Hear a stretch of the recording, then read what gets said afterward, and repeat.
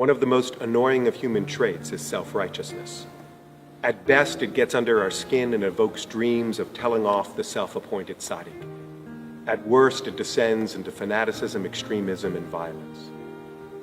In this week's Torah portion, Naso, we encounter the Nazirite, the closest we Jews had to monastic self-denial. The Nazirite was a person who took a special vow for a defined period in order to set himself apart for God. The vow required that the Nazirite let his hair grow and abstain from wine, a kind of no-fun hippie, or a cast member from the Salt Lake City community production of Hair. The Nazirite also had to keep away from corpses. That's more ancient superstition than uber piety or germophobia. At the end of the term, the Nazirite would bring a purification or sin offering. The rabbis of our tradition were puzzled. Wasn't the Nazirite aspiring to a higher level of self-control, setting himself apart for a higher purpose? Why would he need to make a spiritual reparation for this promise? The rabbis offer a variety of creative explanations, but one stands out as telling and instructive.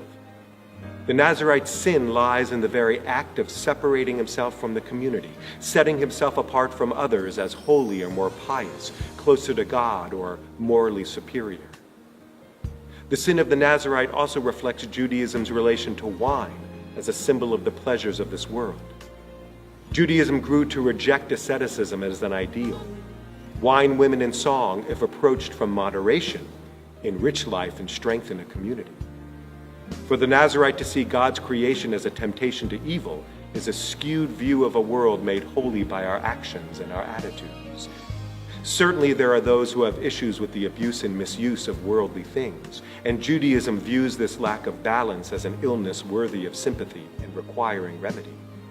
But to reject God's gifts, ironically, as a pathway to serving God, and to separate oneself from others in haughty arrogance is a sinful act.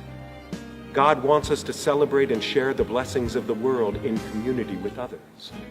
The smarmy Puritan or holier-than-thou imposer of personal standards upon others is, in fact, holier than no one, and a downer at any self-respecting party.